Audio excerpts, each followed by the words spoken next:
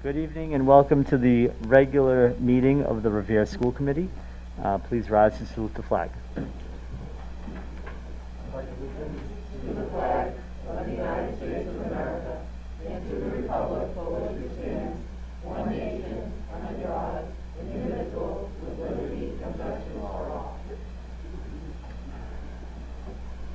Before we begin, I do want to acknowledge two of our newly elected members of the school committee who are in the audience tonight, John Kingston and Aisha Milbury Ellis. Congratulations. We will begin with roll call. Apologies. Mrs. Bronson Rizzo. Here. Mr. D'Ambrosio. Here. Mr. Ferranti. Here. Mrs. Gravellisi. Here. Mr. Sinella. Present. Ms. Ty. Here. Mayor Arrigo. Here. Mr. Ferranti. Thank you, Mr. Chairman. At the meeting last week of the Subcommittee of the Ways and Means and plus the committee as a whole, I made a statement that was totally unprofessional and just totally wrong. All I can say is this: if anybody knows me, it's not what I do. I'm apologizing for anything I said that I offended anyone, and it really wasn't my intention to upset anybody. I did not explain my point of view properly, and that's on me. I'm just here to tell everybody it'll never happen again. Also, for the information, that contract that we were talking about for the teachers could not be voted at that time. That was merely for a discussion purpose. It has to go to the subcommittee or the personnel subcommittee, be put on the agenda and voted on the floor. And my final statement is that I'm glad that it can be voted on tonight. Thank you. Thank you, Mr. Ferranti. We will move on to the consent calendar. Motion to approve the consent calendar. Second. Motion to approve, seconded by Ms. Gravellisi. Roll call. Mrs. Bronson Rizzo. Yes. Mr. D'Ambrosio. Mr. Ferranti. Yes. Mrs. Gravellisi. Yes. Mr. Sinella. Yes. Ms. Ty. Yes. Mayor Arrigo. Yes. We'll now move to the student representative report. I believe our student rep, Sam Franco, is on Zoom. That he is. Sam, do you want to? Yes. Oh, I don't have a camera. It's broken. Sorry.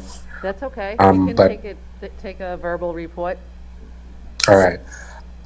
So, back to the YHLC is coming up with ideas to show kids with depression or any mental illness to support in the community, and it's being held every week, as I believe. The Powerpuff game is on Saturday at Winthrop at 1, and the tickets are currently being sold. As well as there is a coat drive held by Mr. Renzi to help people that need a coat or need it in general. There's also going to be a Pep Rally next week for all the classes in RHS. The Femme Club has been doing a great job spreading awareness by wearing the colors corresponding with certain days, such as red for Native American Heritage and black for the International Day of Elimination of Violence Against Women. Raya finished their voter outreach, which helped encourage others to vote before election. And it also, for the IM bill, they protested and held a rally at Town Hall for feminine products because the cost have been risen. And from the class of 2023, they send their regards, saying thank you for all the donations, and that's all. Thank you. Thank you, Sam. We will move on now to the public speak portion of this evening's meeting.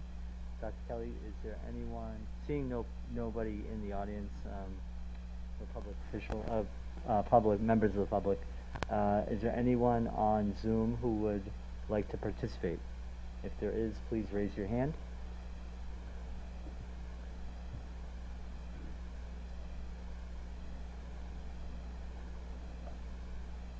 Does not, no hands up on the Zoom. Okay.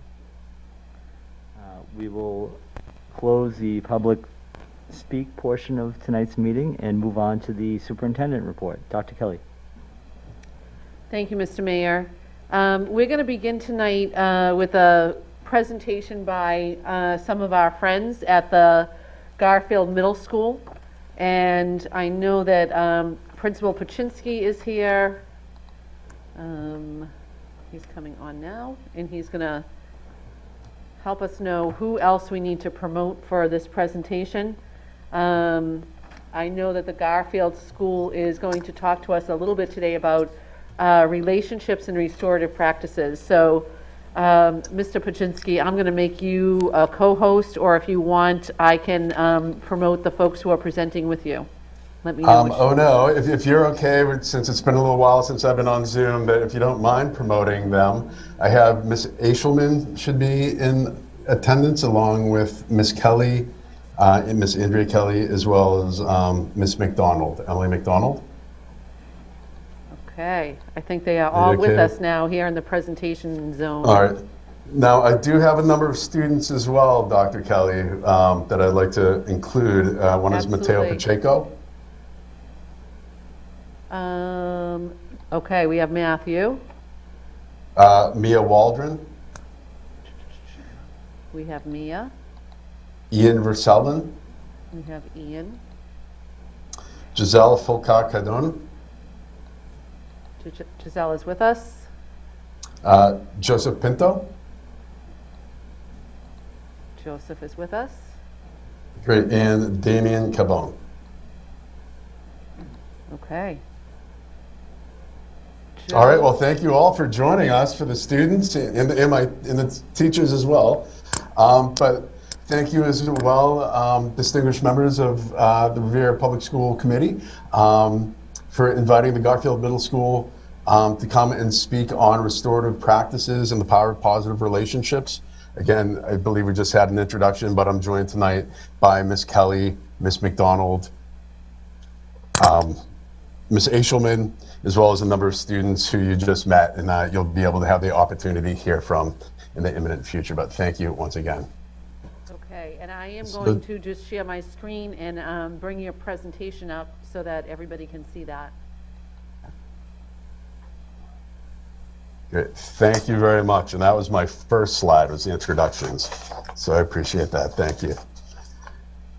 So again, thank you very much for taking the time to hear from us this evening, especially as we talk about, I know that recently you heard from Dr. Perella and Principal Willett about some of the amplified behaviors that we anticipated, but we've also witnessed in the middle schools and schools in general pertaining to our return to in-person instruction. We attribute a lot of these to the high expectations of behavior and the standards that we have, accountability. Now, when we compound this with the extra restrictions that come with us to in-person instruction, including wearing masks, social distancing, etc., it makes it that much more difficult for students. And if we could move to the next slide.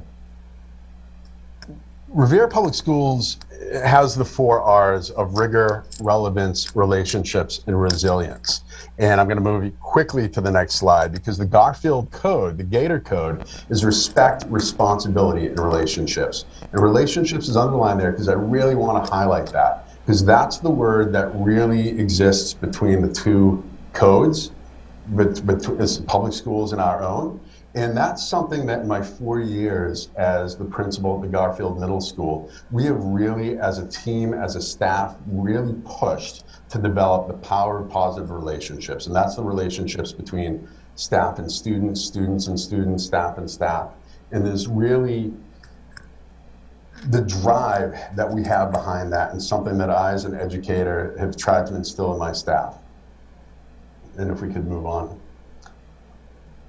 So as we reacclimate and transition again back into this new normal, I hate using that word or term, that we are doubling down on our commitment to develop that positive school community. And we've really, I know the district has taken initiative in this, but as a school community as well, this is something that we have really embraced. And at this point, I'd actually like to introduce or bring in Ms. Eshelman to talk about some of the ways that we're doing that. Hello, everyone. I'm Andrea Eshelman. We can move to the What is Restorative Justice slide. So I come to you as the Restorative Justice person who's being trained on how to run restorative justice at the Garfield Middle School. I am in a certificate program through Suffolk University, along with 3 other teachers, one at each of the middle schools, as well as our restorative justice coach, Veronica Sargent. So restorative justice, if you think about it, is a 3-tiered system that's a real change in how we build and work through communities. So Tier 1 is what we're working on right now, which is building that fabric of community where you have interwoven threads of students and staff that hold each other up, that know each other, and have built that strength in relationships. When we move through to Tier 2 and Tier 3, that's what you've probably heard of if you've ever heard of restorative justice, where if there are harms done, you sit in circle and you try to restore those harms, and you learn how to talk and how to use your ability to listen to change the way the community is interacting, and to make sure that someone who is harmed feels safe and taken care of and restored, and the person who is doing the harm also is taken care of as well. So at the Garfield, the rollout that we've had so far is that the administration team was trained in Tier 1 last year and trained in Tier 2 this year. I, as well as my peers, are being trained in how to be a coach for restorative justice. And we're also running staff professional development at directors meetings and as well at principals meetings. So we're teaching our teachers how to run restorative circles, how to use restorative language. And over time, we're hoping to build that capacity in both teachers and students. And we can move to the next slide. So Garfield specifically, everyone has been given the Circle Forward book that you see here, which is really a step-by-step guide on how to run restorative circles, which is where everyone is equal speaking, using a talking piece, building values and guidelines, and understanding each other in that space. Veronica Sargent also has created this amazing shared Google Drive that all of the middle schools are using. That give us restorative practice documents and resources so teachers can use it in advisory and in their classes as well. We can move to the next slide. So and this is where I'm going to be moving on, because I do want to give time and space for the students' voices, but in the Garfield, we are organically growing our restorative practices, asking teachers who are comfortable to work in these circles and learn from us who are being trained. And so the next voices that you'll hear are both teachers who are doing that, as well as students who are participating in it. So I appreciate that they are here, and thank you very much for listening to us. And I think I am passing to Andrea Kelly. Yes. Good evening. So I'm Andrea Kelly. I'm the guidance counselor at the Garfield. And I also teach an 8th grade advisory, and I've been doing this in my advisory class. So first, it's like what are circles that I'm doing? It's a highly structured, intentional space designed to promote connection, understanding, and dialogue in a group. And then what we're actually doing is that we want to make sure that these things are practiced in circles, so every perspective is valued and meaningful. The expectations are the same for adults as they are for students, so I participate just as much as my students do. It's a greater opportunity to reflect on what you are feeling and talk about your feelings than in normal conversations. We work on problem solving, self-control, and self-awareness, and it's a democracy where all voices are heard and all interests must be treated with dignity as well. So just the routine of what I do. So I do it in my 8th grade advisory, have about 17 students in it. We do it about once a week on Fridays for about 15 to 20 minutes, depending on the prompts and how much students would like to share. All students are encouraged to share, but they're not required to and have the right to pass if they feel uncomfortable with the question. We are starting with healthy communication and relationship building and going from there. That's what we're working on right now. And usually I give them about 2 to 3 guiding questions, depending on how long each prompt takes. So I just wanted to, the same as what Ms. Eshelman said, I want to give students the time to explain as well, but I just wanted to give a couple example prompts that we've done already. The first one we really worked on was elements of a healthy relationship, such as what do other people do for you that make you happy? Can you describe to us one relationship in your life that's considered to be healthy? Can you identify the most important ingredient you feel you bring into that relationship? And then we worked on recently, actually, what triggers our anger to help build our relationships up. So where are some situations where you get angry? What do you do with your angry feelings? And how can you express your anger in a way that does not get you in trouble or make things worse? Try to really work on building healthy relationships instead of, because we've been having a lot of issues with healthy relationships and communication. So these are where we really want to work on these things in advisory to help bring a community together. Okay, I think I'm passing it on to Ms. Mcdonald. Hi, everyone. I'm Emily Mcdonald. I'm a 6th grade science teacher. And similarly to what Andrea was saying, I've been doing circles within my core content classes, and I wanted to just discuss some of the results that we've seen just within the last couple months of introducing these circles. I've seen healthier relationships and interpersonal communication between the kids. I've seen an increased vulnerability, willingness to share, willingness to, express their emotions. I've seen increased empathy between my students, self-awareness, which is a really tough one for middle school students, as we all know, and learning how to label their emotions a little bit better, and just overall building stronger communities within our classes. And so it doesn't really matter what I think, it kind of matters what the kids see and like what they feel and how it's going for them. And so we've compiled a few students who have really shown leadership within circles, and I guess we can pass it off to them. Thanks so much for having us.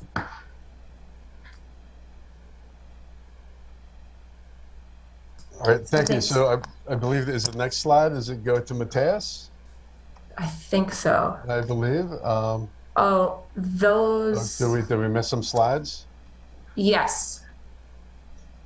All right, so if Mateus can unmute himself. Do I have the wrong version of this, Steve? Yes, it does appear that there is I thought when I opened it up earlier, I did see the updated one. All right, So let me see. I feel like there were 2 in the file, and I opened one. Let me try this one. All right, I apologize, Dr. That's Kelly. okay. Our kiddos have the slides as well, so if we can't find the updated version, they can pull it up and they can have their talking points out in front of them on their own computer. I think I have it now. Let me try this. Does that look better? So say, no, No? Nope. No. Okay. No. Let me give control to, who did you say was going to go first? Well, let me see if I have, I thought I brought it up earlier. Mateus, I made you a host if you can share your screen. And we can work from there. Dr. Kelly, am I able to share my screen if I bring it up? I think that I did make, well, Mateus I'm is now sorry, the host, that's it, so yeah. Mateus is now the host, so he would have to give you that permission. Telling you. There we go.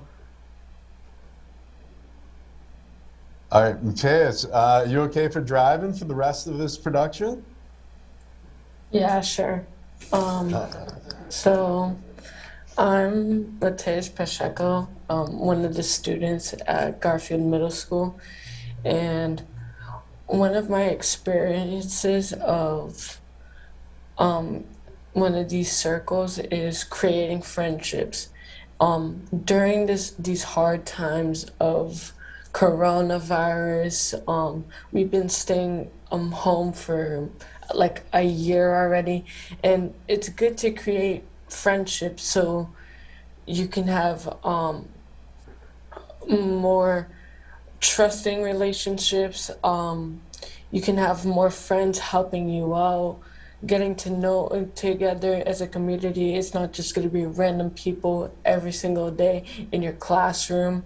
It really helps out with trusting people, building healthy relationships, stronger relationships, as like how people talk to each other, how people what their opinions are, like as we talk about our experiences, about trusting people, we learn about what other people have trust for, what they have about all the opinions they have.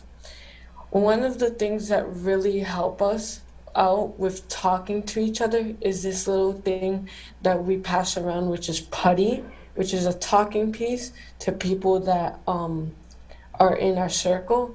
Every time we pass it, we know to stay quiet, and the person that has the putty is the one that's talking. We respect them, that they're talking to us and listening to their opinion about their about trusting or anger issues, as we talked about once in class. It helps us practice a lot with it, and if we practice each more and more times, we start building a good thing, so we don't have to talk without the putty. So like we can start practicing, talk to each other, respect each other, and hearing opinions and learning from each other. So I think that's it. All right, great. Thank you, Mateus. If you're okay with it, oh, you're passing it back. so next will be. Keep it on the. Mateus, if you're okay with it, since you have the slide production already there, Yeah, would you be okay with kind of driving while the rest of the students go through it, and then we can pass it back to Dr. Kelly? Yeah, I'm fine with that. All right, great. Thank you. So next will be Mia Waldron.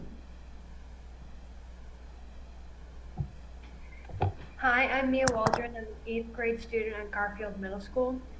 And these circles have really helped growing relationships with others, not just in the school, but also in the whole community. Because you get to connect with other students on these topics, and you also get to learn from them. And it also helps with certain situations that like I wasn't able to like do on my own, and I also have other opinions to show, like other ideas that I could do this with.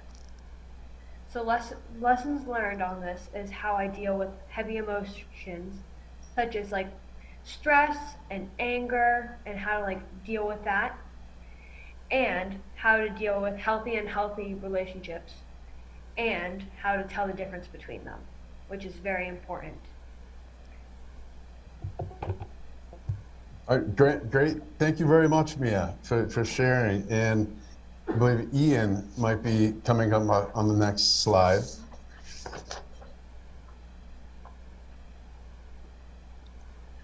Okay, so my name's Ian Verswin. I decided to wear a suit and a tie to this meeting just because.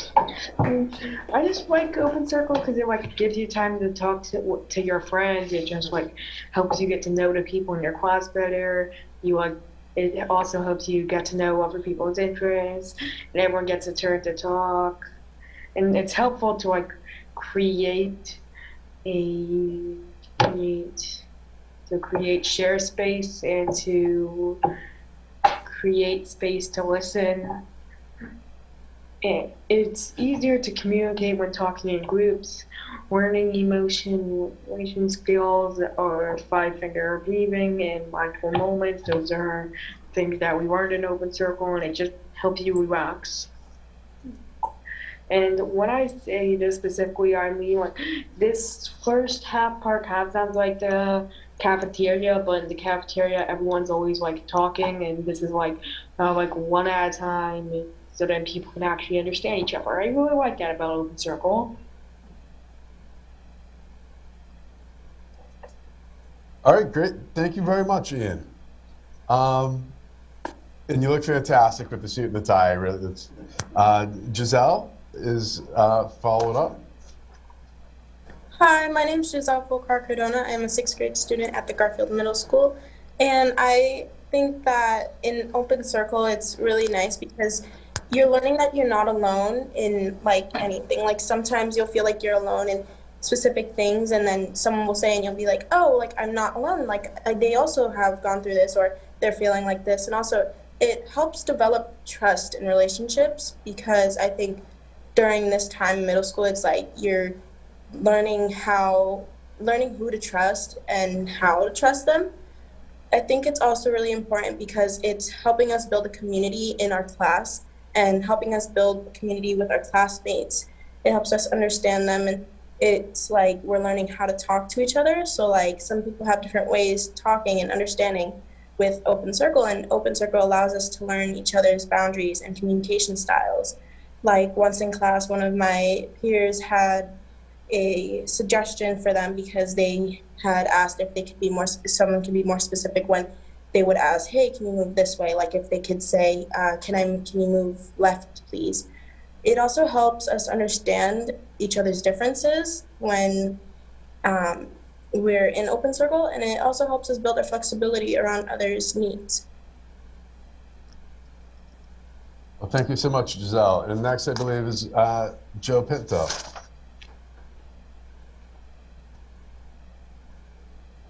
Hi, hello. So mine is restores improvement. So what I've learned in my point of view, and maybe other students, that I learned that, for example, my GMS. I'm sorry, Miss, but my name is Joe Pinto. I am an 8th grade student at Garfield Middle School, and Mr. Stephen Pajiski is my principal. And I'm not gonna lie, I started very rough this year. I was on a downfall, we could say. But I also realized that, for example, Ms. Kelly, she is one of our guidance that usually she talks a lot to me. You know, she's very supportive. She's somebody in the school that I could reach out to. You know, when I need a hand, she's willing to give me another hand. And but I realized what she has talked to me through my grades and everything, you know, how I need to improve. And one thing is that, you know, GMS is really, it's a big school, you know, so a lot of things could happen. But I realized that myself, I need to find, you know, more improvement about myself. And Miss Kelly, honestly, has helped me a lot. You know, she has talked to me. She has showed me that if you do good things can come your way. And I noticed that I have an amazing improvement in the school. And I realized that, you know, teachers and staff, they all, you know, they're always on top of me. You know, they always tell me, you know, keep going. And I feel like other students also, you know, other students should be reached out to, because honestly, school is very important in not only your life, but also for the rest of the community.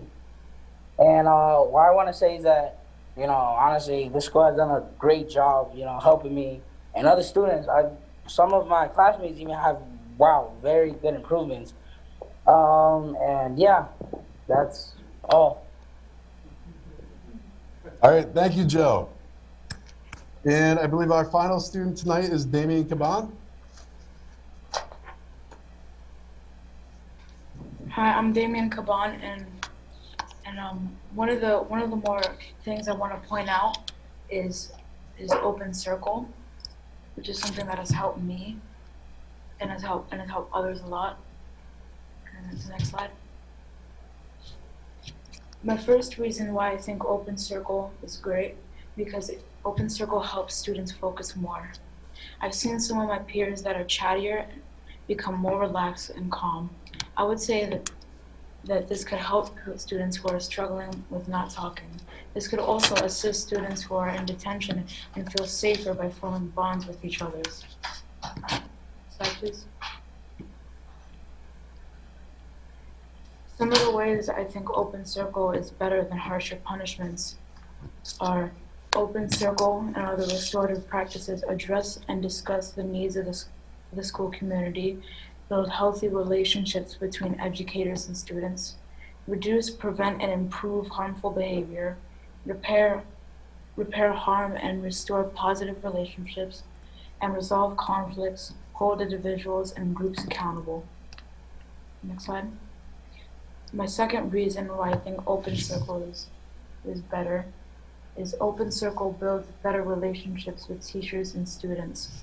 In Open Circle, you feel connected to other people there, since you all share personal stories to each other, making students feel closer together.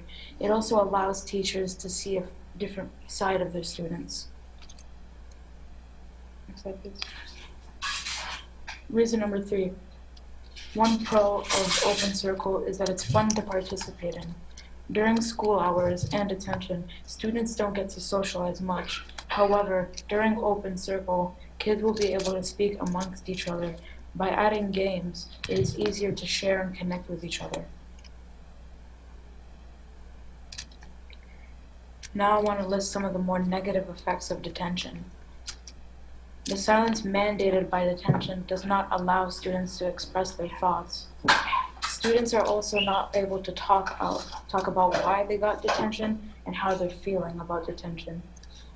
Detention does not rehabilitate students, and it does not change their behavior in the long run. These are some of the main points on why Open Circle and other restorative practices are something that we should implement. Thank you for listening to my presentation. Thank you, Damian, for presenting. I'd really be remiss not to say thank you to all of the students who presented tonight. The fact that we have a group in range of 11 to 13-year-old students who are comfortable sharing their experiences, their thoughts, and contributing to a school environment is really, it's moving for me, and it's something that I really push and am optimistic for with our district, and starting with the Garfield in my own building, but certainly with the district, as I know this is a district initiative. So thank you all to all of the students. We've heard their experiences. Again, I'm optimistic that this commitment to relationships, to restorative practices, really will develop a atmosphere that is inclusive for all students, where they have a voice and a positive school environment. We will continue to move forward. This year, we're really focused on this Tier 1, which is building community.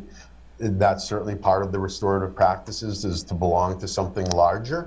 So that is where our Tier 1 practices come in.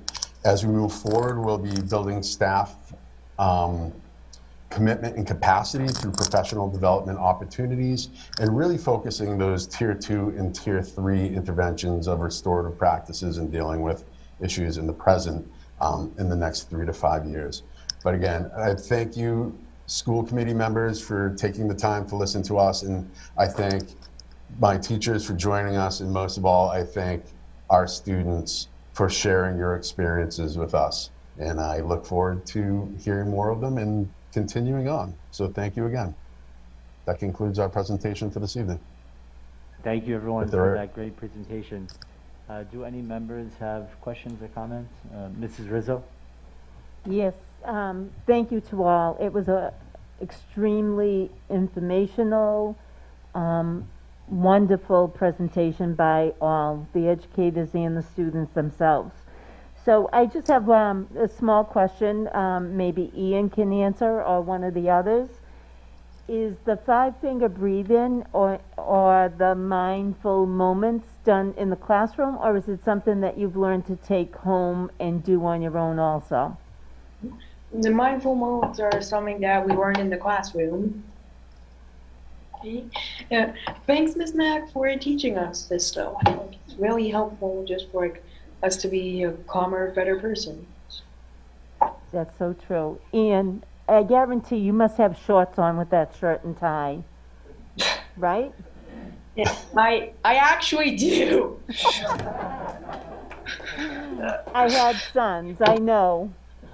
But your presentation was fabulous and your shirt and tie, top notch. Thank you. Thanks. Thank you, Mrs. Rizzo. Any other members? Ms. Ty. Thank you very much. Mr. Paczynski, how does this work in your school schedule? I mean, you know, this takes time and there are so many demands on the time that students spend in school.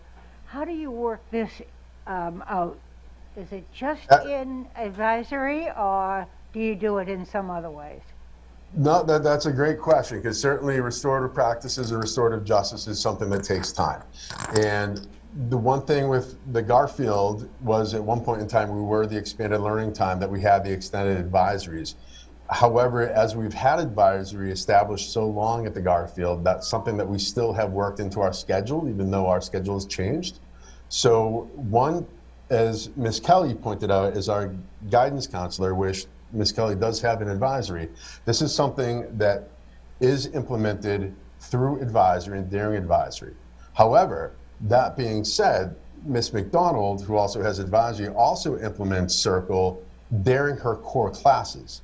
So though some of the guiding questions or questions that were dealt with were maybe more community student oriented, some of those questions may be different in a core classroom.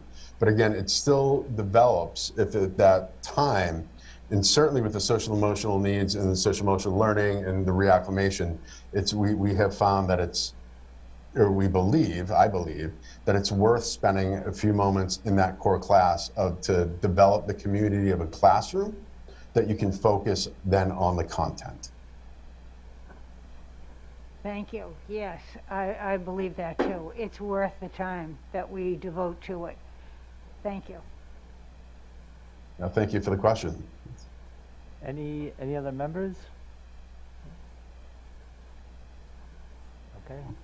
Thanks, everyone. Great job. All right. Thank you very much. I would like to give one shout out to Mateus for driving the production without knowledge quickly and rising up to the occasion. So great job. Great job, all students. Very proud of you. We'll see you tomorrow morning. Great job, everybody. Get that homework done. Yeah. Thank you all.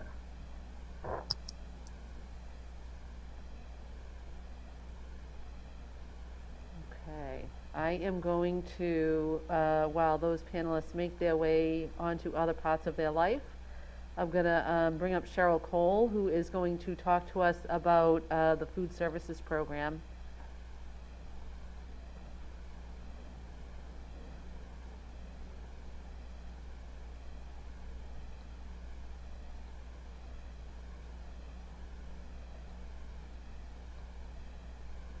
Cheryl, could you hear us?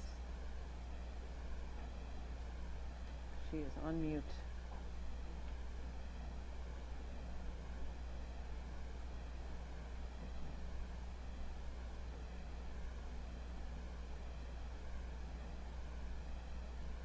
Cheryl, you are, I don't know if you can hear me, but you are on mute.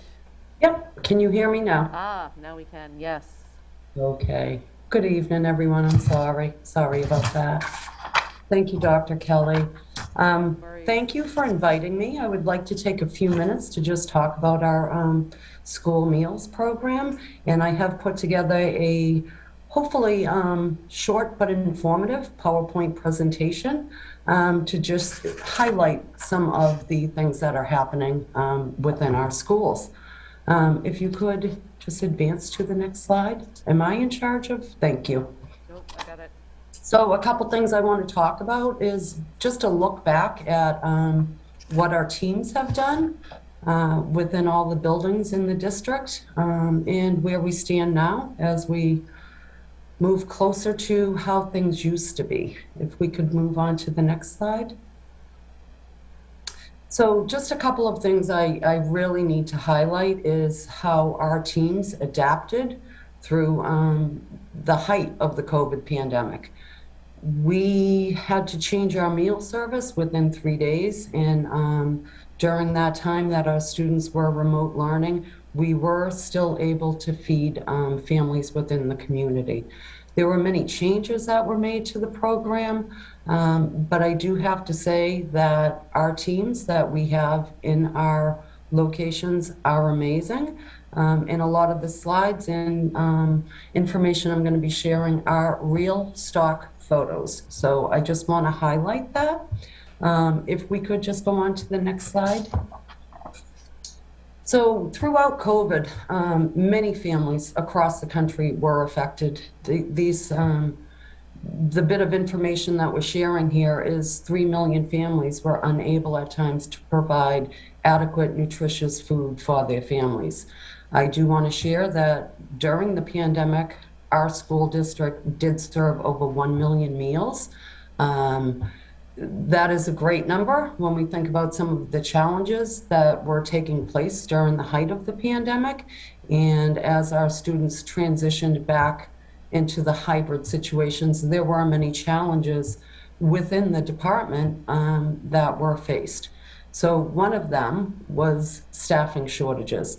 As everyone is aware, this still remains, and I do just want to point out that approximately 76% of our original workforce remained and worked with us during the pandemic. There were several people who had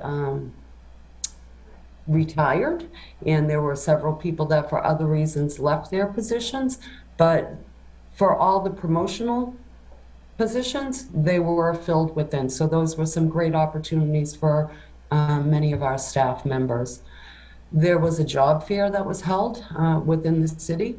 During that job fair, we met with many candidates. Several of those candidates were hired and continue to add to the teams in our buildings on a daily basis.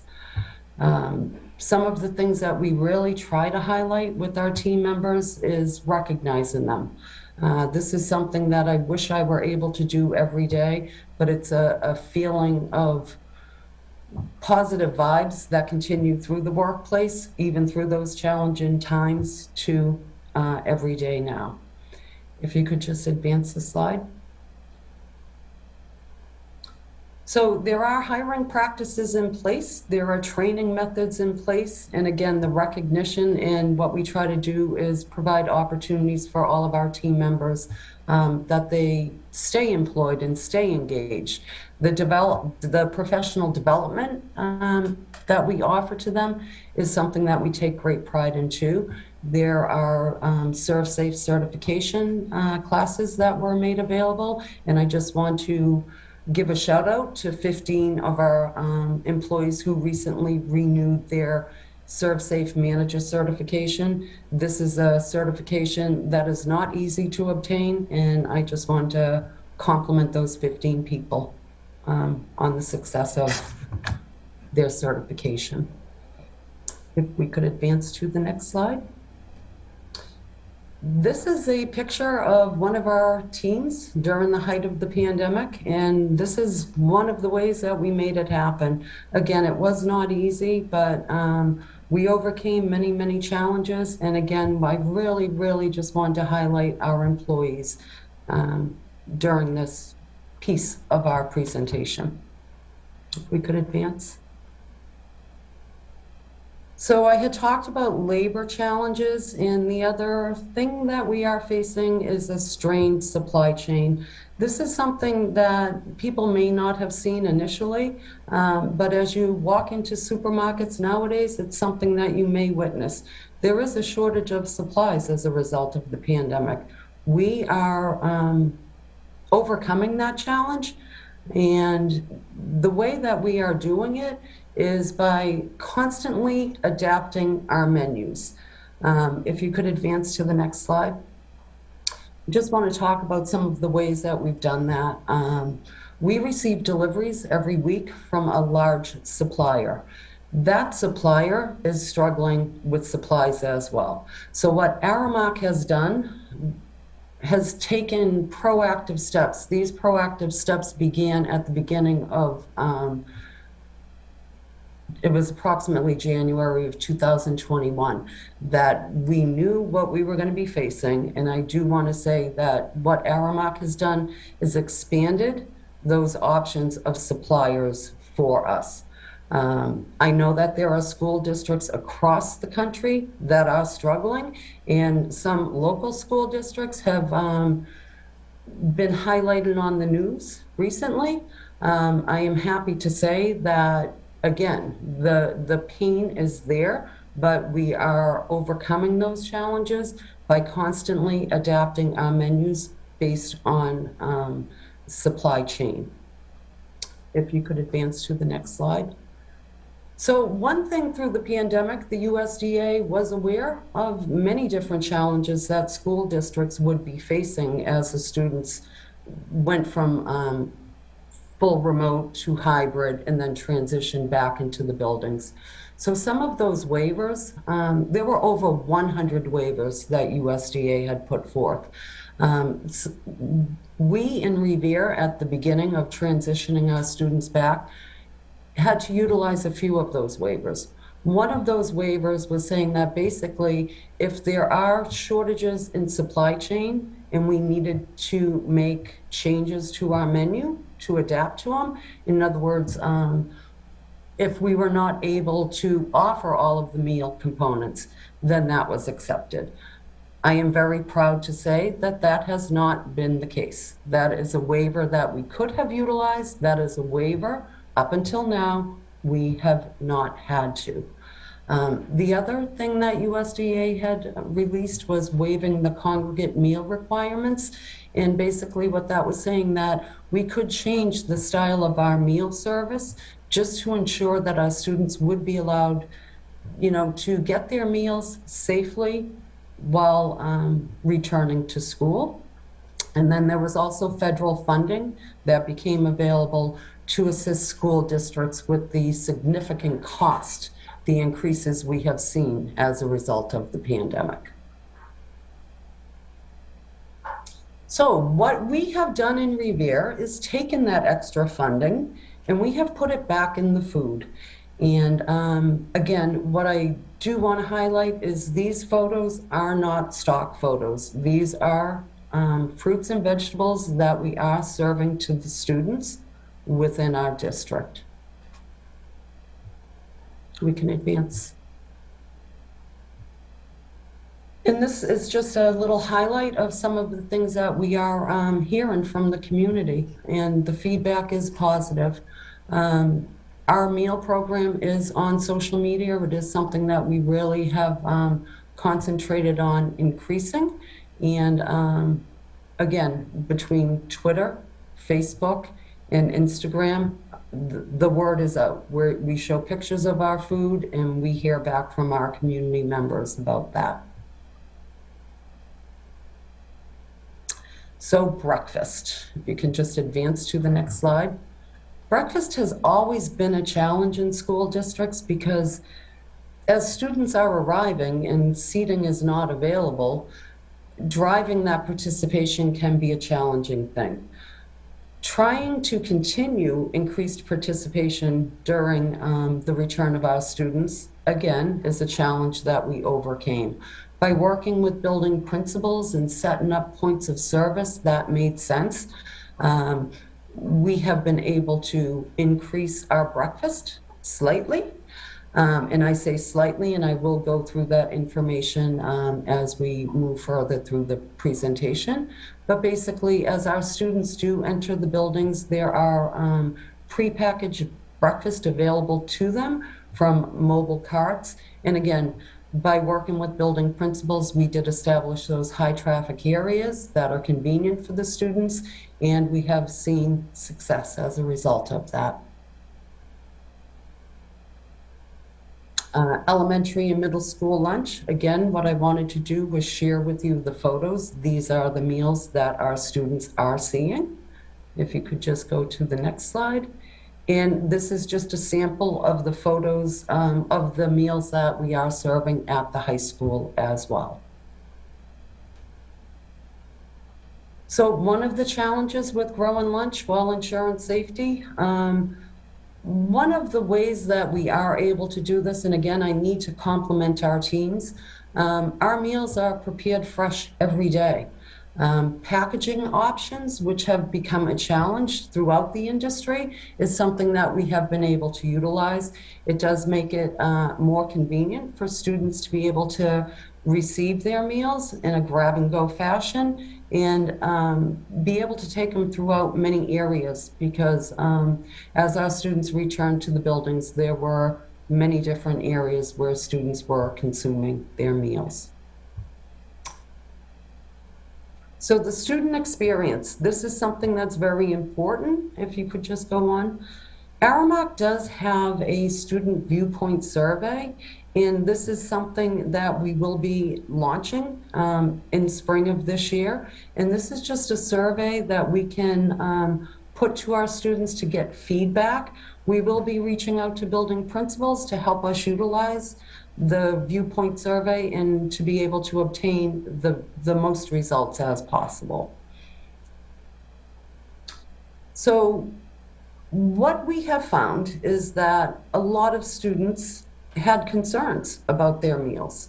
And the Susan B. Anthony School recently had contacted many members of the committee, along with myself, because for their 8th grade civics project, some of the students had chosen school meals and needed more information about that.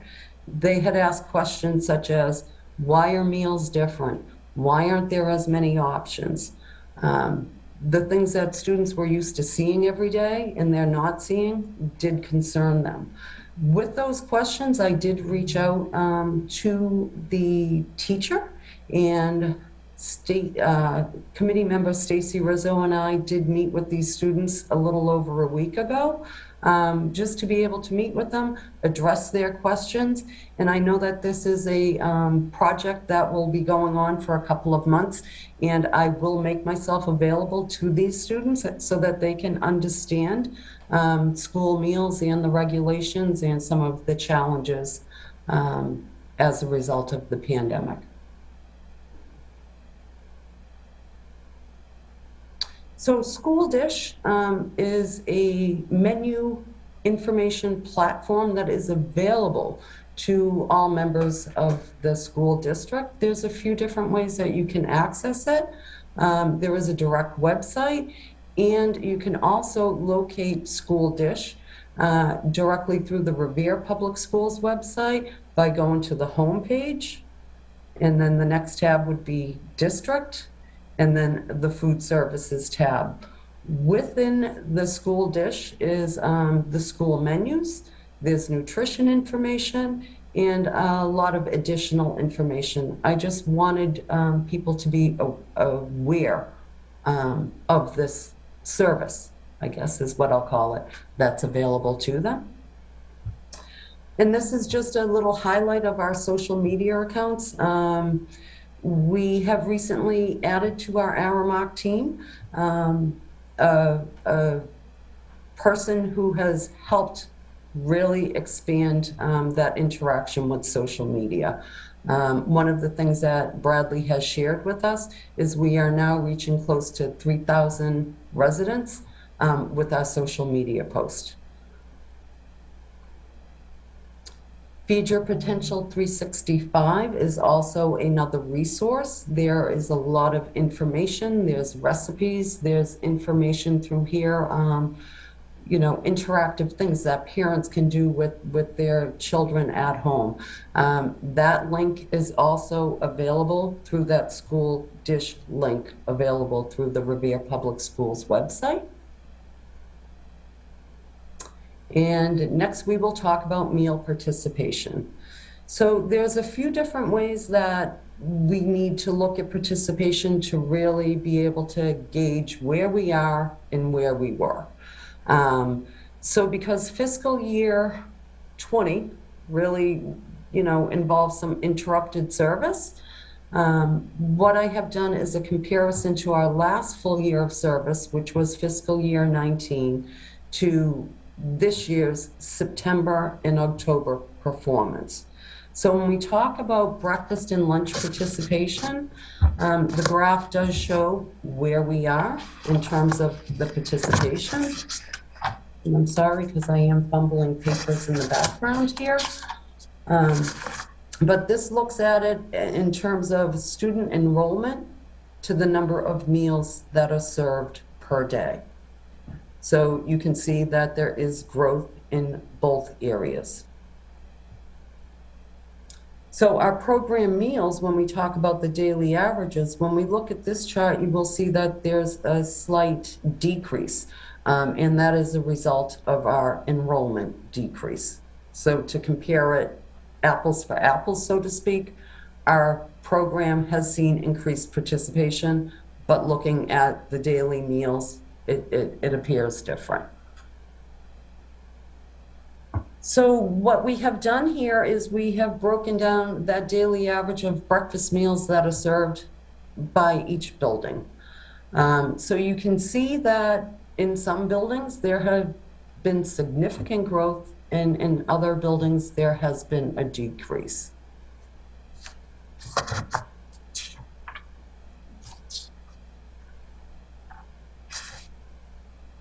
This is a daily average of lunch meals. And again, one thing that I do just want to say is we need to take enrollment into consideration with these averages.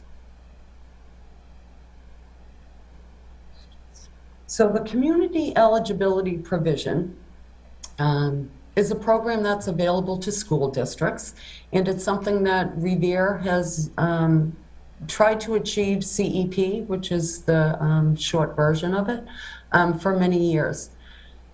During the height of the pandemic, we did continue to apply for community eligibility, and we were approved for this provision. What has happened as a result of the pandemic is the USDA has ruled that all schools, school districts will serve meals free to all students throughout the country.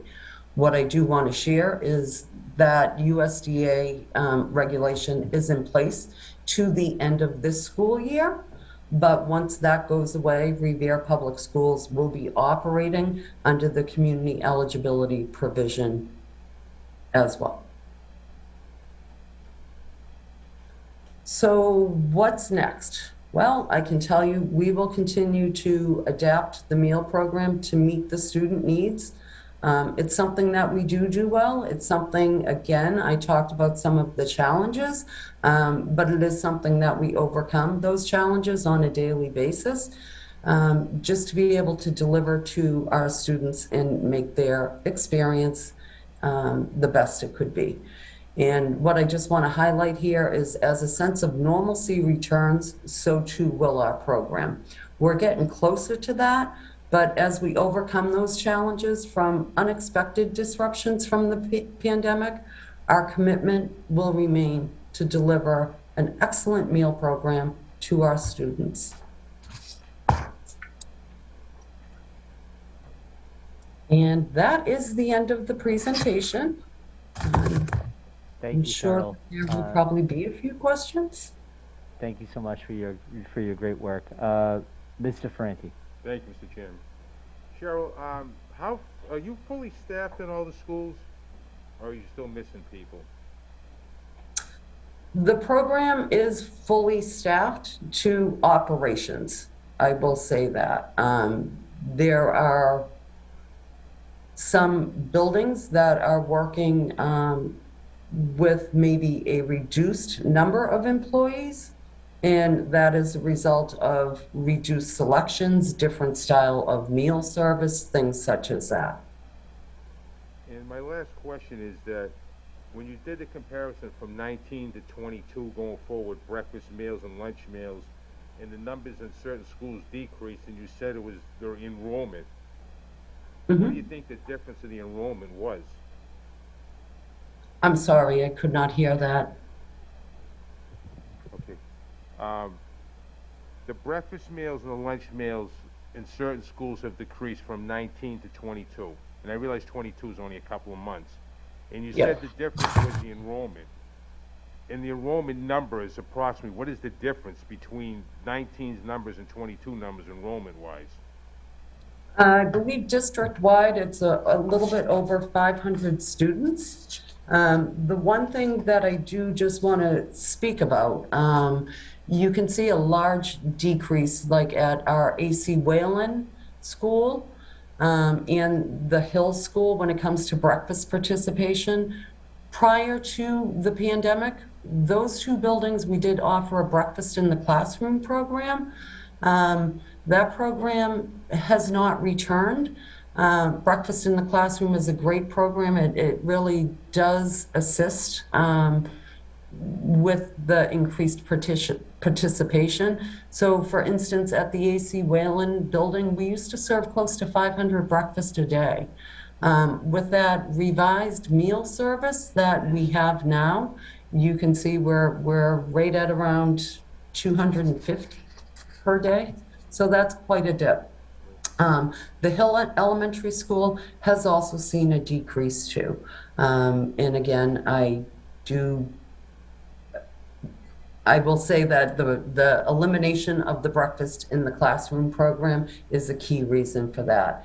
In our other buildings, what the breakfast program looked like in some of the buildings were mobile carts and things such as that, but there was more of a variety.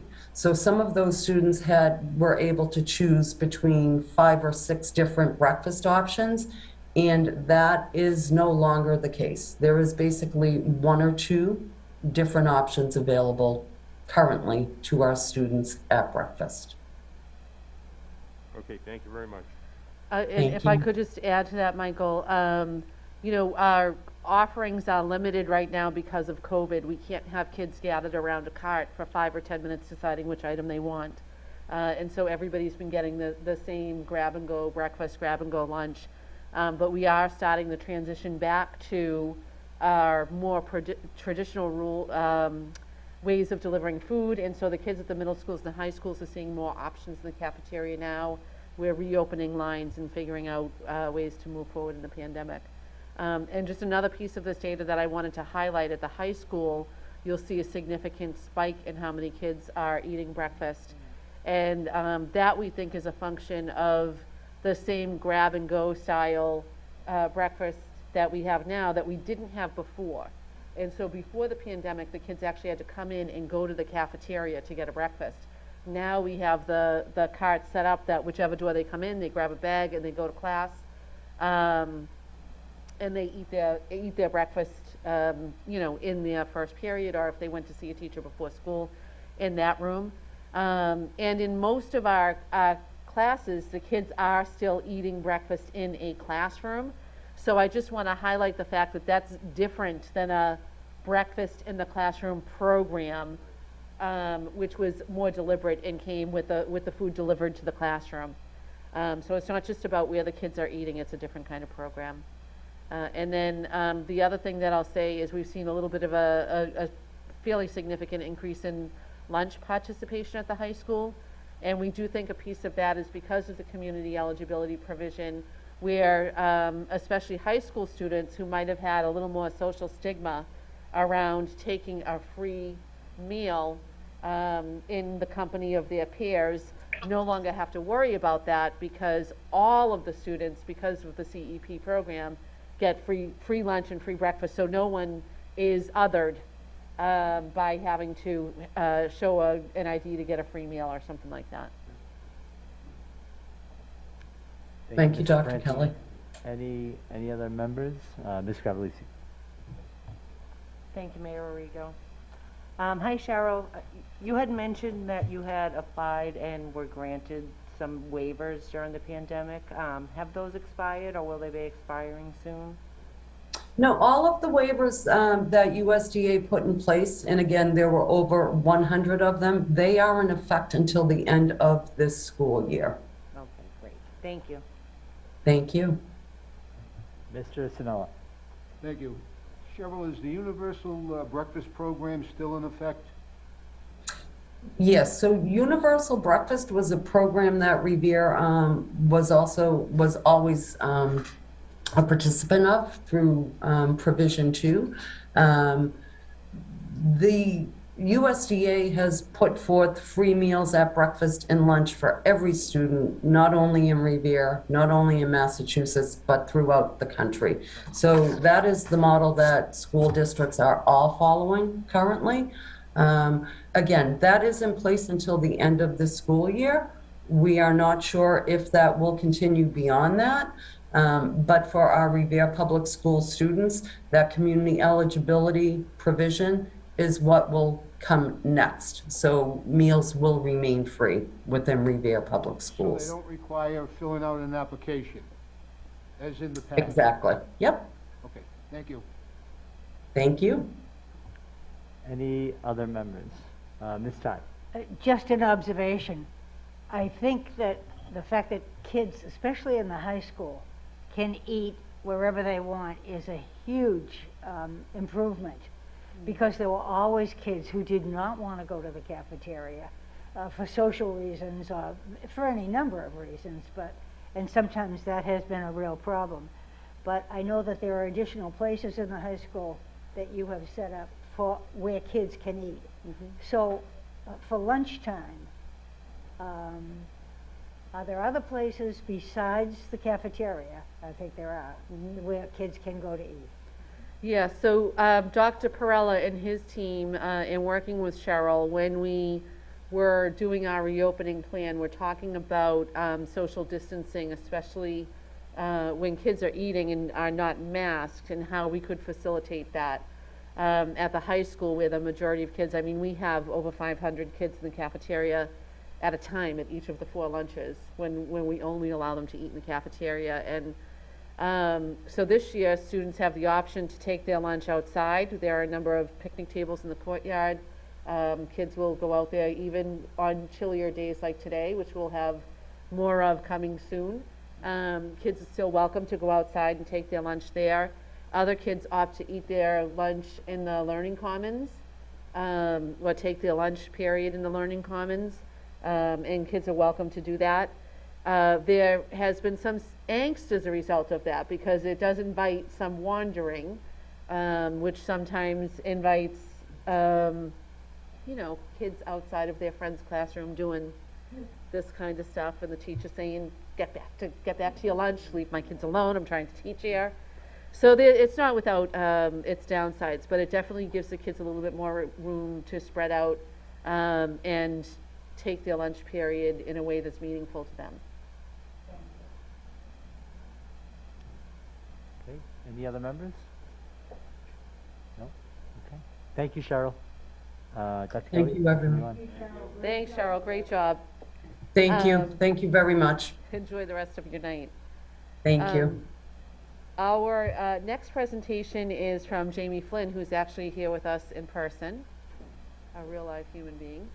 And she is going to dig a little bit deeper into the enrollment data that we looked at earlier in the meeting. One of the things that we did in our committee of the whole meeting was to look at our enrollments and really just look at the numbers over time, how they've changed. But Jamie, in her capacity as Executive Director of Data and Accountability, is going to take a little deeper dive into what we're seeing in the data, including some of the equity work that we've been talking about and how that is or is not reflected in our data, so that we can continue to work on that. So I'm going to open your presentation here. If I have it.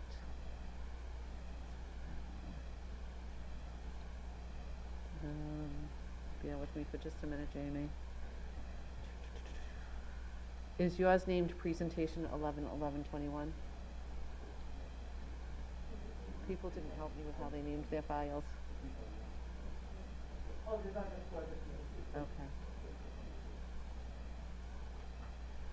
All right, let me just see here. Back here. Okay. All right, so welcome, Jamie. The presentation is up. I know Paul's going to switch that screen in just a second. There we go. Good evening. Thank you very much, Dr. Kelly. Thank you very much, School Committee, for inviting me here this evening to discuss student enrollment across our district. The learning goal for this presentation is that you will have an understanding of student enrollment data by race, ethnicity, language, grade level, student demographics representation in advanced coursework, also known as AP, and the district's commitment to staff diversity, as well as current student attendance. This first slide is a glimpse of our grade level demographics, and it's for this year. There's going to be slides in the presentation where I'll give you more of an overview of different years, as well as just a glimpse into this year. You'll note that our grades, oh no, this isn't the right presentation. Oh my God, I'm gonna. But I can go with it. It's the same Are you data. sure? It's the same data, but the other data looks better. That's fine. I think that people updated their slides and they didn't get moved into the right folder today. Did you give an updated presentation? Maybe 2 days ago. Okay. All right, so Sorry. it's still, So AP course? oh, go back one. Okay, so as you can see, I just had it better visuals, but as you can see, we have 59% of our high school students, grades 9 through 12, that have a Hispanic or Latino population demographic. Looking across all the grades for pre-K through 12, you can see that our enrollment is composed of over 50% of historically marginalized groups. So you'll see that it's a little more visible otherwise, but needless to say, we have a very diverse population across pre-K through 12. Next slide. The AP course demographics. So I did a little digging into this, and I actually was speaking with Diana Finn, Director of Guidance, and this demographic breakdown really hasn't changed dramatically over the last few years. This is a current, actually, of what the students are enrolled in this year. Revere High School continues to work on addressing the need for advanced placement participation, and they're very excited to have partnered with Mass Insight. That's the same company or partnership that we had that did our equity audit. And with this partnership, they are intentionally looking at student participation and success in AP courses. Since last March, Revere High School has partnered with them, and what they've had the opportunity to do is work with other school districts across New England to actually strategize on improving preparation and exam success, particularly focusing on BIPOC as well as low-income students in AP courses. These groups meet bi-weekly, and in addition, they have created a leadership group that works to help analyze student data around enrollment success, as well as focusing on sharing these findings with teachers. After speaking with Diana Finn, I'm very excited that she feels that next year we're going to start to see a more dramatic change in the way these demographics look, because they've been working very hard in increasing their communication with families over AP coursework, as well as engaging teachers in a deeper understanding of this work. And if I can just add here, Jamie, I'm going to take us back a slide so that we can look at the demographic composition of our grade spans that Jamie went over just a minute ago. And focusing specifically on the high school range, you'll see that our student population is 30% white and 59% Hispanic or Latino. What we want to do is get to a space where our AP enrollment is reflective of our overall student enrollment. And what Jamie has shown us here on the next slide is that that is not the case. So let me go back again, 30% white, 59% Hispanic or Latino. And when we look at our AP classes in science and technology, they're almost 40% white and only 39% Hispanic or Latino. When we do the same in mathematics, it's 54% white and only 36% Hispanic or Latino. That trend continues as we look through the other curriculum areas, except when we get to foreign language. And that's where we see a little bit more enrollment in the foreign language AP classes that are reflective of our overall student body. And that's what we are hoping to achieve through this work with Mass Insight on equity and opportunity. And I'm going to bring this back to the conversation that we had earlier tonight around mastery-based learning. What often happens in our traditional grading systems is that those kids that we talked about at the earlier meeting who get left to the side because they didn't do well one year for whatever reason often don't get promoted back up into those honors and AP classes because there are systems and structures in place that prevent them from doing so. Those are the kinds of things that we also hope to tear down, the kinds of barriers that prevent equitable access to rigorous curriculum, so that all students can access this kind of work. And one of the ways that we do that is by taking away the kind of rules that say things like you have to have been in honors in order to take AP. And by taking away those kinds of rules and structures that we have created through our historical educational systems, we allow more kids to access these kind of advanced coursework programs that require that deeper cognitive learning that we want all students to be exposed to throughout their K through 12 curriculum, and culminating with AP coursework at the end of their high school career. Sorry, Jamie. We'll go to the demographics of the newly hired staff. This slide may look a little bit misleading. The number, so it's percentages of what we hired for new staff, which includes our paraprofessionals, it includes our teachers. It does not include cafeteria staff, bus monitors on that, for that data. But you'll see that in 2021, 2022, actually, believe it or not, like that 14.6% is almost double the 22% when you get down to raw numbers. So we still are moving in the right direction as far as gaining more and more staff that represent more and more of the diversity of our student population. However, when you look at it percentage-wise, it may not look as if we're moving in the direction that we actually are moving in. The other piece is that the category of white doesn't truly delineate all of the different nationalities that are encapsulated within that one area. And so I'll just make the connection between this and our district improvement plan. One of our goals in that plan is to increase the number of bilingual and BIPOC employees, particularly in the area of teaching and administration, not focusing so much on cafeteria workers or transportation workers, but really the folks who are working directly with our students on a day-to-day basis. And that's what Jamie is talking about here.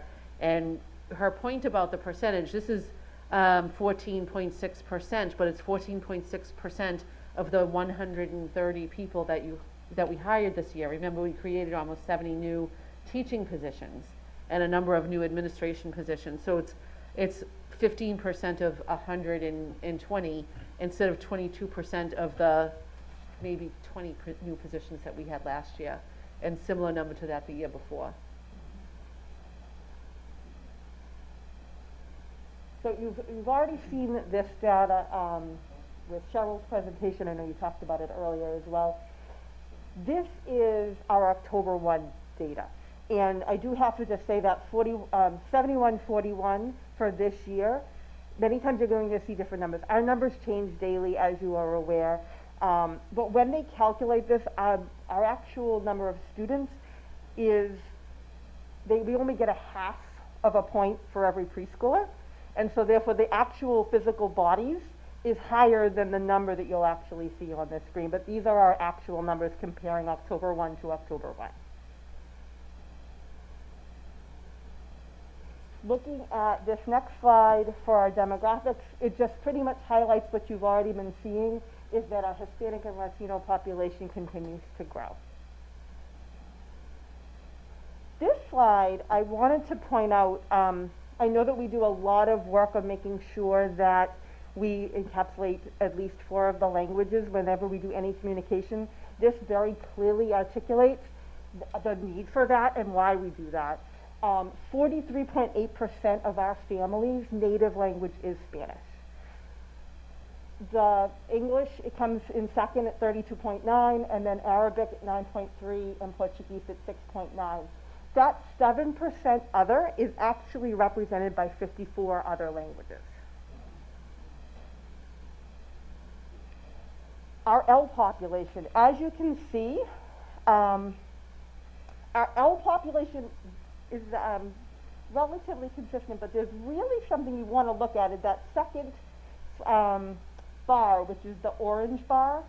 You'll notice that's the students that are coming, arriving recently coming into the United States. And if you'll see, we have more students recently arriving than we did even pre-pandemic, even though we saw that drop in the pandemic, as well as we're fully back up to the same number, or pretty close to the same numbers we were pre-pandemic.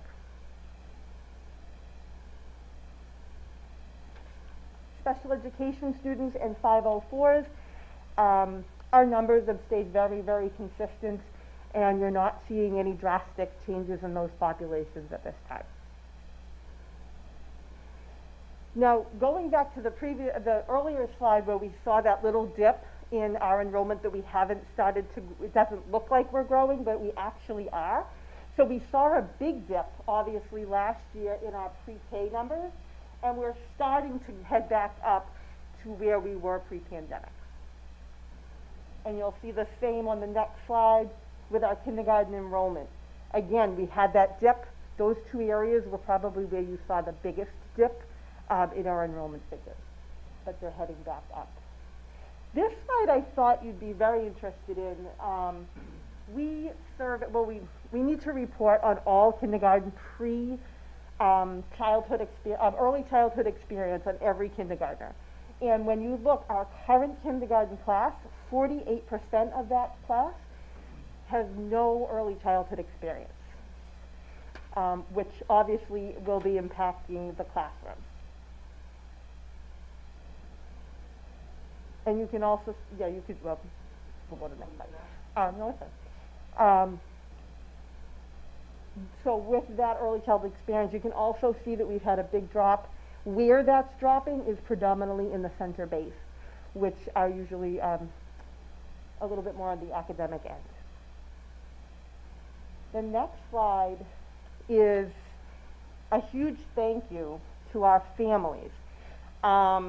This year was our first year that we could provide supplemental low-income data to our SIMS report.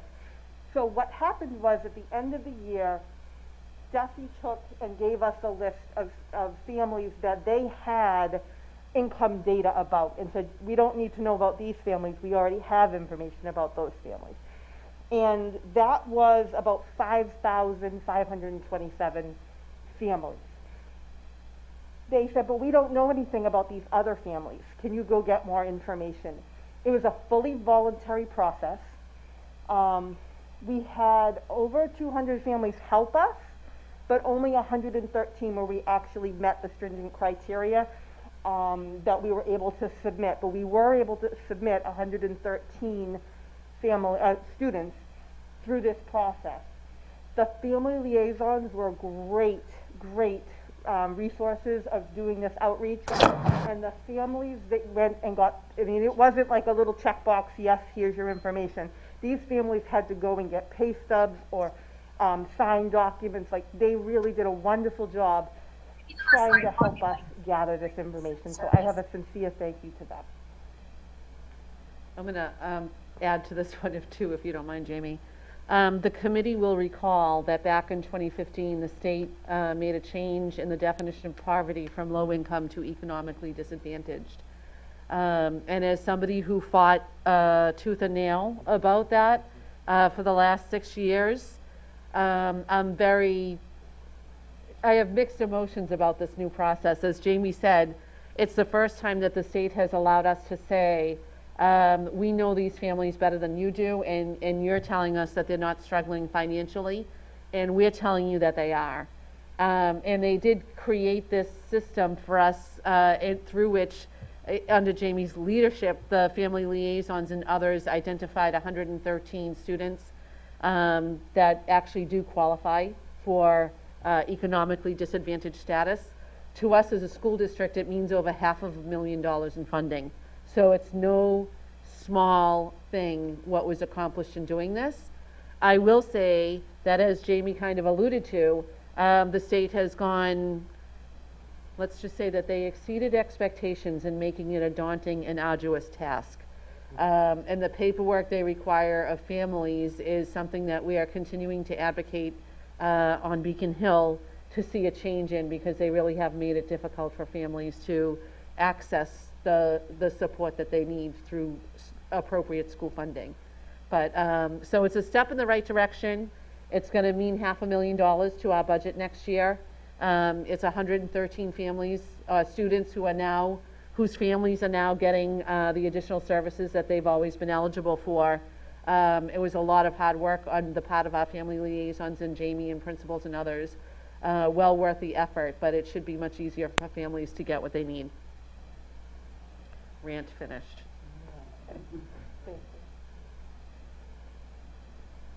And so, before I do my closing summary slide, I wanted to bring attendance.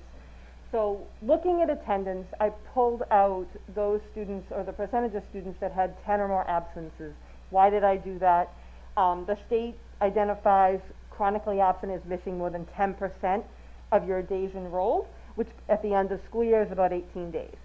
So regardless of absences or the reason, so whether we consider them excused or not, they still count towards this. And that's why this demographic encapsulates all kinds of different reasons for those absences, but this is how the state looks at them. I did speak to Dr. Mulligan as well as Ms. Lavoti in regards to Seacoast, because it looks like it's slightly skewed. And speaking to them, they weren't surprised by that data at the beginning of the year. They typically don't send drop letters or really start to say, hey, why aren't you here, until 10 days. They work diligently with their students in making sure that they can re-engage them. Typically, they have students that are not engaged in school, typically have attendance concerns already on the table. And so rather than just saying, okay, we don't want these students, they really work with them so they're not surprised by that attendance data being that high for Seacoast at this time. They've been working with families to really increase communication, and they've really focused on trying to re-engage students. The other schools are all pretty much in the same ballpark. And in closing, you note that Spanish, English, Arabic, and Portuguese languages represent 93% of our native languages spoken across the district, with Spanish being the leading language at 48.9%. We're continuing to see AP courses have more of an increase in diversity, and we're excited to see what Revere High School's looking towards for next year. We continue to work as a district to increase our staff diversity. We have 48% of our current kindergarten students that have no early childhood experience. Our pre-K and kindergarten enrollment figures are moving closer to our 2019 enrollment figures. We're very excited about the number of families that were able to help us with the new supplemental income data to DESE, and the 10% of students, you saw the last slide with the 10% of enrolled, 10% absences with our enrolled students.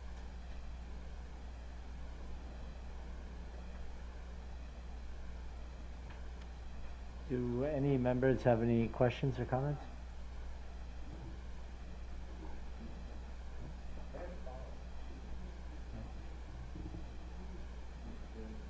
Mr. Franti. Jamie, on the last slide, the 10% of enrolled students, is that current this year? Yes, that was as of last week. Big number. Thank you. You're welcome. Thank you, Jamie. Thank you. Great work.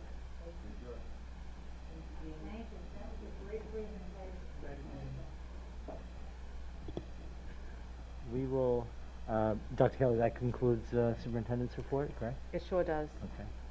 We'll move on. Oh.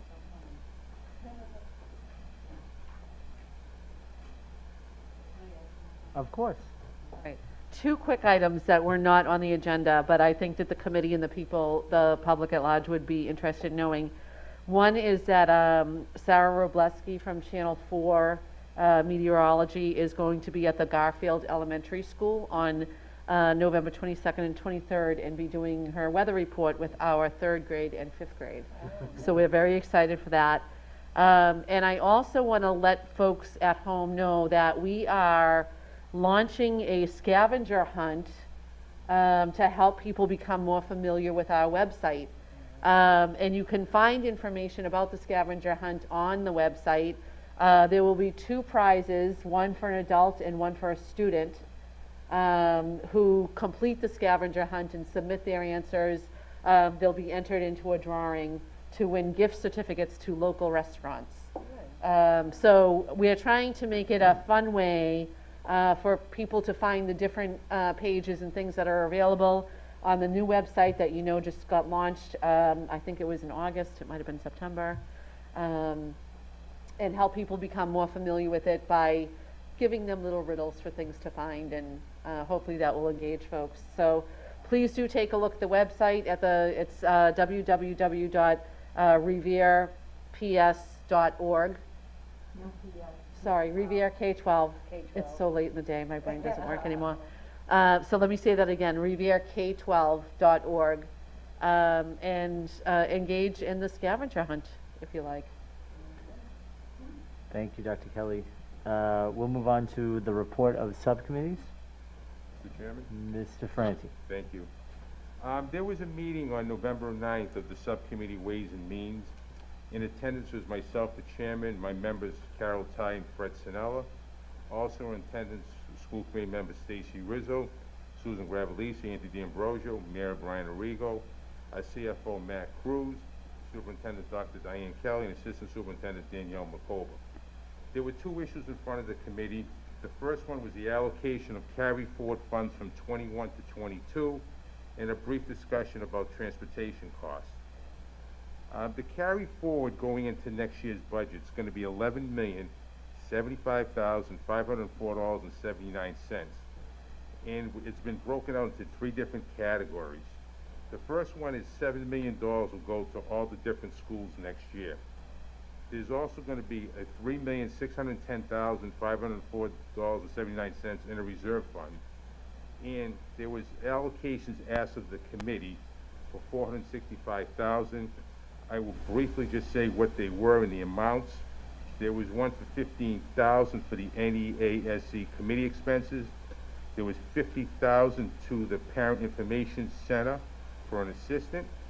There was $60,000 to redesign the PIC office.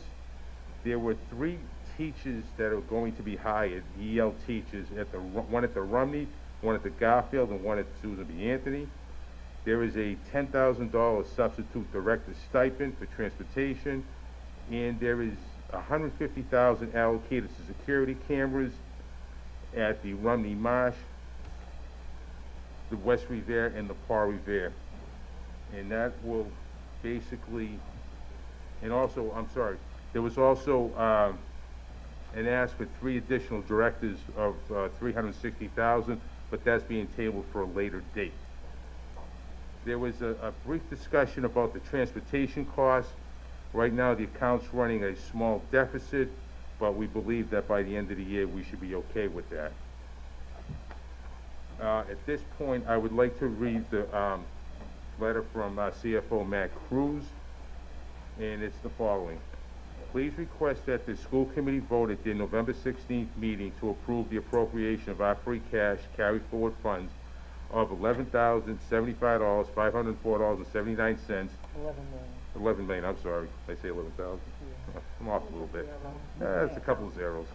from year 21 to 22. In accordance with the attached spreadsheet, which documents the general ledger accounts that were received fund basing on the outcome of the school committee November 9th, 2021 Ways and Means Subcommittee conversation. The Department of Elementary and Secondary Second, it requires that we spend these unexpected funds in the subsequent fiscal year in accordance with the net school spending. There was a motion made by myself and second that we approve the carry forward and plus the additional expenditures. I'm making a motion right now that we approve it. I recommend that we approve this, and so moved. Motion made by Ms. Francie, seconded by Ms. Ty. Roll call. Mrs. Bronson Rizzo, Yes? Mr. D'Ambrosio, Yes. Mr. Ferranti, Yes. Mrs. Gravellisi, Yes. Mr. Sinella, Yes. Ms. Ty, Yes. Mayor Arrigo. Yes. And now we'll move on to the Personnel Subcommittee. Ms. Ty. Mr. Mayor, it is my pleasure to announce that we have completed negotiations with the Revere Teachers Association, long and very emotional at times, but very productive use of our time. And you have before you the memorandum of agreement between the Revere School Committee and the Revere Teachers Association. Look, there have been so many. The first contract came in about 1967, and there have probably been about maybe somewhere between 15 and 20 contracts since then. And every single one of them has a huge problem with funding, because this city, being not a very rich one, is never able to pay our employees as much money as they deserve and that we would like to give them. But we have come up with a compromise.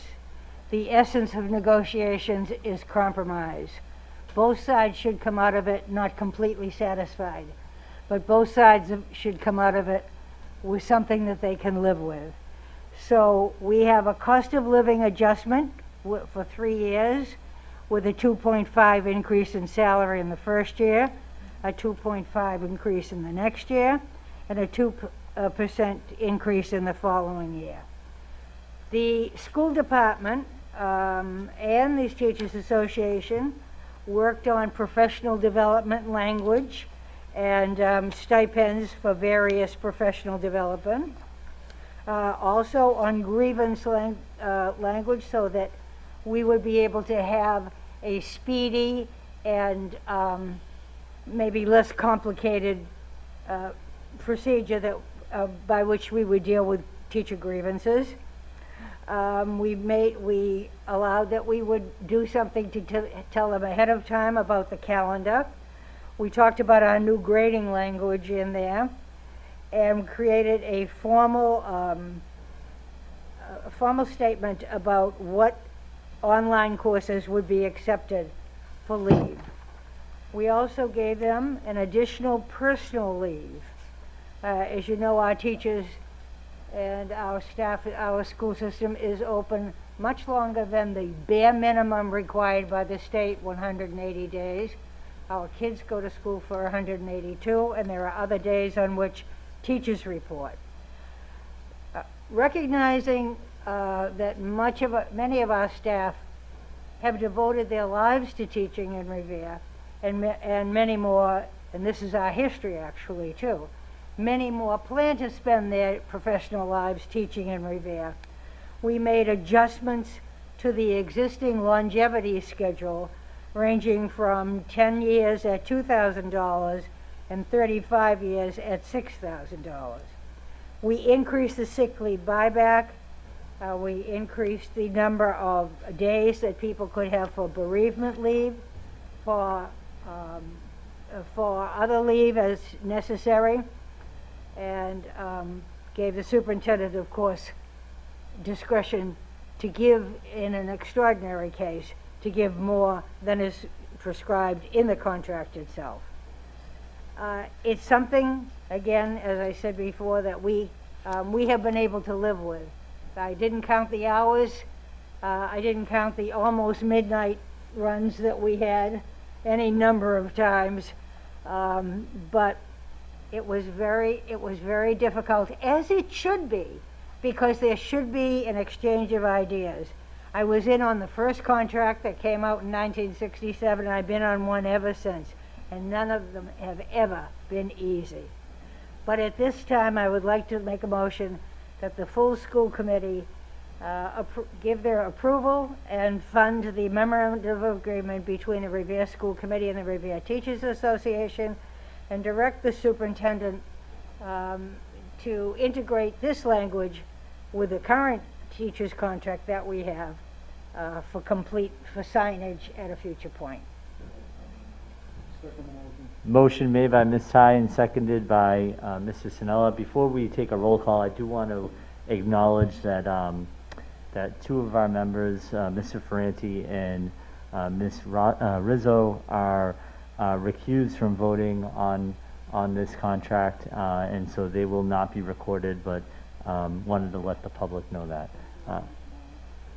Thank you, Mr. Mayor. Due to relations, family relations with folks that are in the RTA. So again, they're recused from voting on tonight's contract.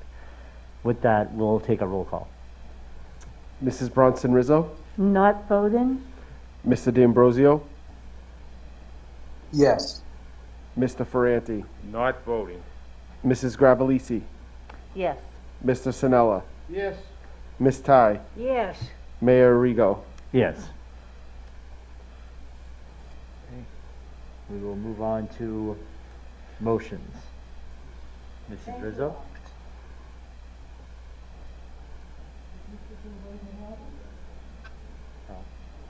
I am happy to read the motions if that is D'Ambrosio. proper. Ms. Rizzo can as well, but Mr. D'Ambrosio, the floor is yours. thank you. Great. The first motion is motion 9A on the agenda. A motion made by School Committee Woman Stacy Bronson Rizzo to add bike racks to all schools for students to utilize. So moved. Any Mr. Mayor? discussion? Mrs. Rizzo? I just want to say, I've noticed a lot of bikes being attached to fences, especially in the middle schools. Now that some of them are taking a bike rather than not being able to take the bus. Some of them are like on the outside on the city property and not even near the doors. I just feel like, it's good exercise for the students to be doing it. They're also at an inconvenience right now with the lack of transportation drivers. And, for such small money, I think a few extra bike racks at every single school would be appropriate.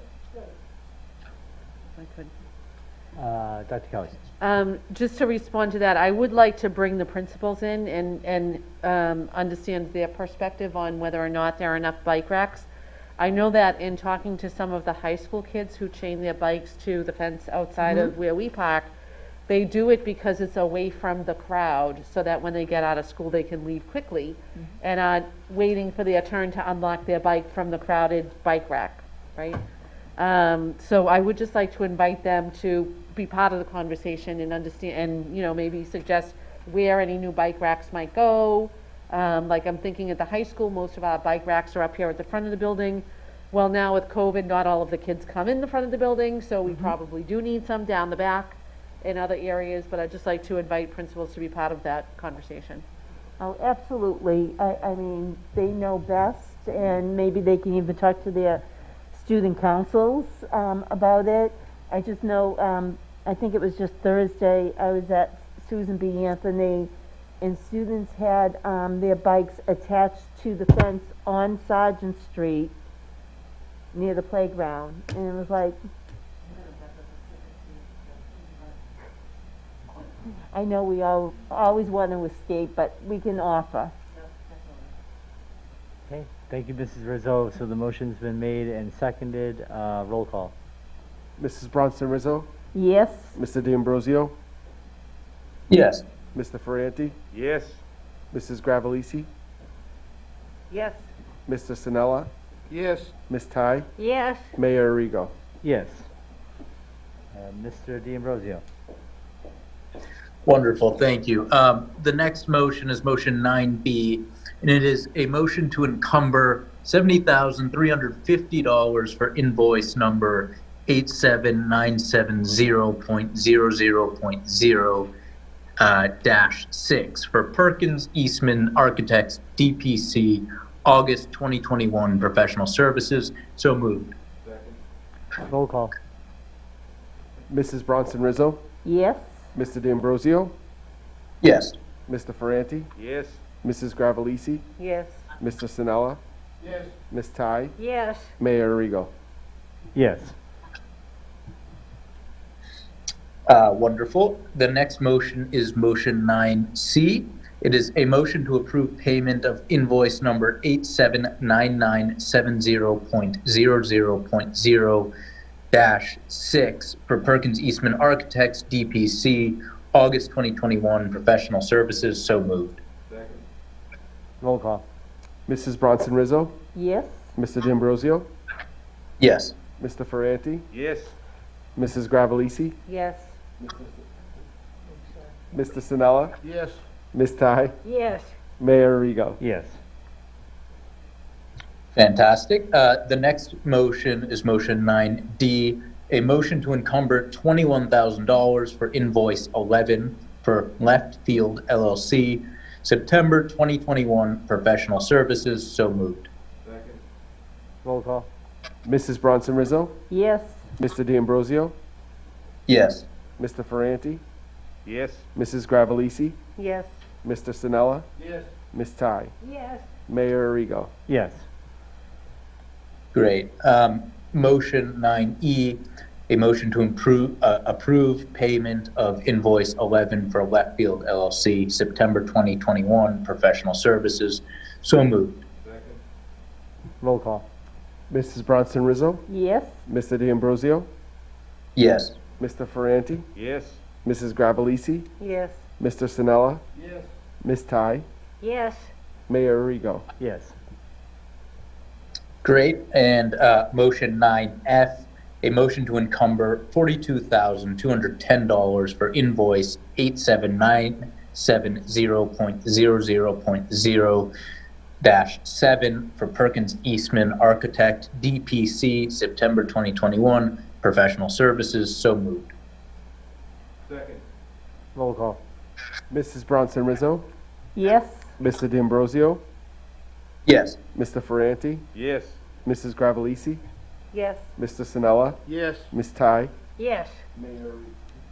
Yes. Mayor Arrigo. Great. And the final motion on the agenda tonight is motion 9G.